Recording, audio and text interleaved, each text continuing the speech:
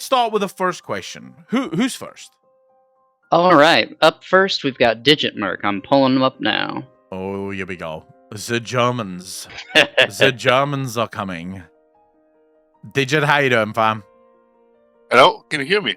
Yeah, I can hear you, man. Oh, that's good. How are you? I'm very good. Thanks for asking. How are you, man? Same here, same here. Friday is good. Friday is always good. Digit, what is your question, man? Well, since I've been talking some time about power levels, Mm-hmm. what do you take like the power levels that be shown from one sources to another one, and they at first they represent like very strong, and the end they just get dismantled easily, Wait. What power sources? So you have like how you would say you have your comics version and then you have your movies version. Yeah. Okay. Are you talking? Are we talking about WoW here, or are we talking about? Well, even in WoW now they have they represent all the strong titans like the WoW, Sageras, and what we get it was completely different. It's they get easily dismantled. Yeah. Okay. Oh, okay. I get what he's asking. What's the difference on power level that's shown out of in game versus outside of the game? So Okay, so for this we have to first, I think, let's just establish. Very often, yes, for the sake of gameplay, Blizzard will sort of subvert lore in a way. So the lore might suggest that something is just stupidly powerful, but then, we need to be able to kill this thing. So Blizzard might just sort of downgrade it a little in terms of... So a good example would be Titans. A Titan, clearly Sargeras have done this, can carve an entire planet in half. And this doesn't seem to be something that just Sargeras can do. All Titans should technically have that ability. But then, of course, when we fight Argus, for example, he's clearly not big enough to carve a planet in half. He's tall and he's bigger than us, but he's not that big. And also, if he could carve a planet in half, then he could literally just carve the Pantheon in half and kill all of us alongside with it, right? So clearly that is a thing. And therefore Blizzard sort of doesn't stay necessarily absolutely true to the lore, but usually Blizzard they're very good at finding sort of reasoning behind how this is happening. And I feel like, especially if we are talking Shadowlands, Blizzard kind of dropped the ball there at explaining to the player base why we were able to defeat Zuval, who was considered to be Titan plus. He was supposed to be so much stronger than even Argus. But in all previous encounters, Blizzard did a fairly decent job of explaining exactly how we ended up surviving. The best example you'll ever have of this would be the fight against Arthas. So the fight against Arthas in-game and in lore is actually two different things. So in the game, we get Arthas down to about 10% HP, and then Arthas kills all of us with a single blast. And then, of course, there's the light from Tyrion Fordring that basically destroys the sword, and then we can take down Arthas once Arthas has been subdued. Now, that's in the game, how that happened. In the lore, we didn't get Arthas down to 90%. In fact, in the lore, it was a pretty easy fight. Arthas basically just killed all of us. That's the actual, that's how it actually played out. Is Arthas just smacked us around a bit, tasted us a little bit, because he wanted to make sure that we're actually strong enough to become his champions. And then when he was convinced that, okay, we are strong enough, he just killed us and, wanted to raise us. And then, of course, Tyrion Fordring stepped in and broke Frostmourne and put an end to it.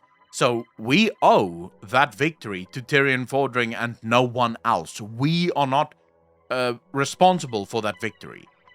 We were just there to be tested. Arthas didn't break a sweat in that fight. Now, in Argus, again, something that some players missed, but it was there, and it was very clearly there. We were blessed by the other Titans, and there's also a chance that the other Titans, while they wouldn't directly fight one of their own, which we know that they have always had a problem with, they don't want to fight one of their own. So while not directly willing to fight him, they were willing to weaken him enough so that we could actually, stay in the fight and we could actually eventually beat him. And we also know that we were even helped by not allowing death to claim us during that fight by the Titans themselves. So this is where the Blizzard sort of bridges the gap between lore power levels and gameplay power levels by basically giving us blessings. Shadowlands, Blizzard kind of dropped the ball, and the reason for it is none of the actual help that we received was obviously present within the final fight. There wasn't that massive moment where Tyrion Vordring is begging the light to grant him one final burst of power. There wasn't the Titans clearly blessing us in that fight. But what a lot of players miss is that we went into that fight backed by a full covenant of death and all of its might, right? We had all of the conduits. We had a soul bind from there. We had blessings from there, as well as legendary items from the Primus. So we were not going in there as mere mortals. We were very much empowered by the covenant that we chose, and probably by the other covenants as well. I'm not entirely sure what the lore suggests, what everything was that powered us, but there's a good chance that all of the covenants at that point were just basically streaming their power into us to make us powerful enough to actually take down Zuval. Yeah, so we probably also got some help from the brokers that took up shop in Zereth Mortis, for all we know. Yeah, they most likely had a hand in this as well. So at the end of the day, that's sort of how Blizzard tends to bridge the gap between lore levels of power and in-game levels of power, because realistically speaking, we wouldn't be able to defeat any of the forces that we have gone up against in World of Warcraft by ourselves. You're talking about god-level beings, right? Let's go back to the first big boss that people faced. Cthulhu, right? Cthulhu was an old god. A god. And we faced it, right? And we managed to kill it. By all accounts, we and we alone would not have been able to defeat Cthulhu. If it wasn't for the help of outside forces, we could not do it. We needed the power of our allies, of our champions. Now, in some fights, like, for example, the fight against the Jara, we have the help of, who's the two characters in there? It's Lorthamar, and Jaina. Lorthamar and Jaina, I believe. Yeah. Lorthamar and Jaina.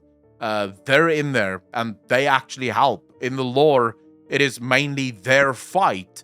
We're just backing them up. Now, gameplay, obviously, Blizzard doesn't do it that way. In the gameplay, Blizzard will sort of take them usually out of the fight so that we can do the fight, but the fact that they're there suggests that it was their fight, and we were just backing them up. We were basically providing cannon fodder while they were the ones who took the fight to Ajara and ultimately managed to subdue or, defeat Ajara, if that makes sense. I hope that answers your question, Digit, unless, of course, you had a different question that you were actually asking and I completely misunderstood. Yes, it's good. And now since we are on that... Yep. If you follow the pattern now from Dragonflight and onwards now, they have this build up, the next phases now. You have this elementals, primalists, dragons, aspects. Yeah. And then over top comes like like the elemental lords should be coming back, then the elder dragons, and then the like old gods and maps, the Galakrond. It's like huge power levels again now. Yeah. What Yeah. would, and out of whole thing now, what would be your most disappointing moment, if you can say? Most disappointing moment would be, at least for me, if we took care of the Primal Incarnates in a single expansion. I think the Primal Incarnates are it's an incredibly interesting enemy. Just because, Yeah, they have their own goals, obviously, and their goals are, I think, just marred in secrecy enough to keep it very interesting. Right now, the only thing they've really revealed to us is that they stand against the Titans, right? That's their main thing. They don't like the Titans. But we don't really know why. None of them have actually told us why they don't like the Titans. We also now, Blizzard have done a great job of sort of sprinkling things out there for us to find. And another one of the sprinkles is that Iridikron, he made a lot of deals. Again, nothing known about the deals that he made, just that there was deals that was cut, and sort of the deals became exponentially worse as time went on, and that not even the other Primal Incarnates really probably know about the deals that he made, but that he is the most powerful. And this is where my perfect sort of ending to this expansion would be, in the final one, we take care of the two, I don't want to call them lesser Primal Incarnates, but let's just, for now, for the sake of expediency, let's call it the lesser Primal Incarnates. We take them down, and then Iridikron goes on to the next expansion. And then maybe at the end of the expansion, Iridikron manages to make a deal to actually bring back Galakrond. Because we know he likes deals. So he strikes a deal and he brings back Galakrond. Galakrond comes back, and Galakrond becomes a major threat, not for 11.3 or 11.2, but actually for 12.2 or even like 13.2. So Galakrond becomes this new big bad. Allow things to breathe and allow things to play out, and I think there's enough there. The other thing that would really disappoint me at the moment, if we even pull it back a little, not from like major characters, but from like just more mortal characters, the Jordan. If we found like no real information about the Jordan, and the Jordan wasn't like super dived into in depth, I think that would really disappoint me. Because the Jordan may be the most interesting thing that has been added to World of Warcraft in years. There's so much about them. They're these very ancient beings, right, that clearly come from the Fire Realm, but they look like mortals. They're not mortals, but they look like mortals. And they hate the dragons, not just the aspects, all dragons. But right now, they hate the aspects most of all. So they're willing to strike bargains with the Incarnates in order to defeat the aspects. But then once the aspects are defeated, they will then defeat all of the Primal Incarnates. So they hate dragons. Why? Why would the Elemental Lords hate dragons? Since clearly, at least just a very rudimentary read of what information we have of them, suggests that they were created within the bowels of the fire elemental realms. So they clearly serve the fire elementals and the fire element, as it were. So why does the elements hate the dragons? Even though we know that the dragons too were born inside the elemental realms. So what's with this hatred? Why? This is stuff that I genuinely want to see answered. I'd also like to know personally what's with them being seemingly from the realm of fire, but also having control over Earth. Because I correct me if I'm wrong, but I believe lore-wise, the the Earth Queen, can't blanket on her name, had never really been a fan of Ragnaros. They're not fans of each other. Yeah, that's what Remember, I thought. they again, very much like the cosmological forces, are built to oppose one another, and in that opposition, they create balance within the universe, or at least on Azeroth. So they're not really friends with each other. They'll stand together, but it might be that the Jordan was created as sort of an answer to dragonkind. So it might be that all of them came together and sort of blessed maybe these beings. So there is a chance that the Jordan wasn't even born inside any of these realms. So they came about naturally, or perhaps were created by titans, or were created by something else.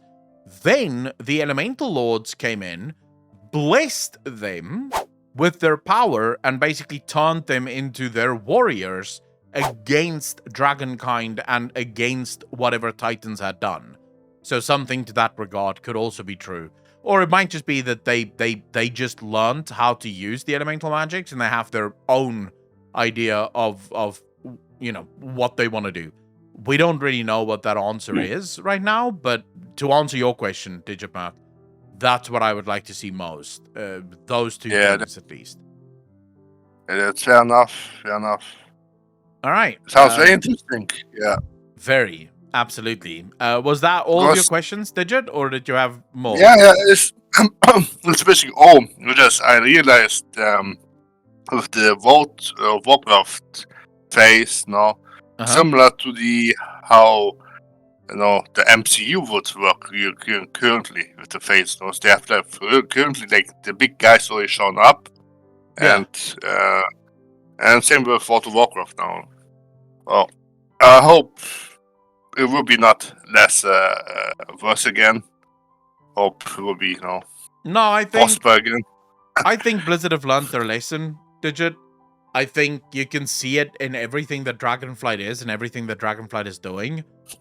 Blizzard clearly they understand what mistakes they've made in the past, and they don't seem to be willing to go back to that.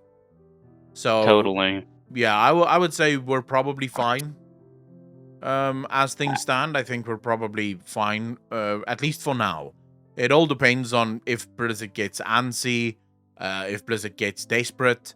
Because obviously it was always going to be that Blizzard was going to lose some players with this new direction, because there were players that genuinely enjoyed the old sort of, just get a list of shit to do every day and it keeps you busy every day. There were people that love that, and now that that's gone, they feel lost. They feel like there's nothing for them to do in WoW, because they don't know how to make their own fun out of the game. And obviously those players were there, but they were a very big or a very small minority that just sort of enjoyed the game for what it was, and definitely not enough for Blizzard to build an entire franchise on. So those players were going to get lost, and it is going to take long. I've met people in my comment section even now that said that, WoW looks promising, but they'll give it another patch or two before they finally decide if they're going to come back, because they've been burnt so many times before that now they're just sort of like, I'll wait.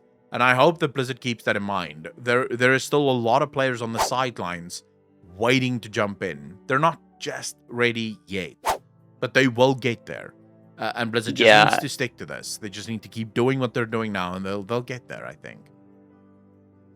I absolutely love the more open play style. Just like you said, they've, from a design perspective, not just a story perspective, because the story with Shadowlands had like its ups and downs. It wasn't all too bad, really. I mean, I slam it a lot just because it's easy to poke fun at something that obviously failed.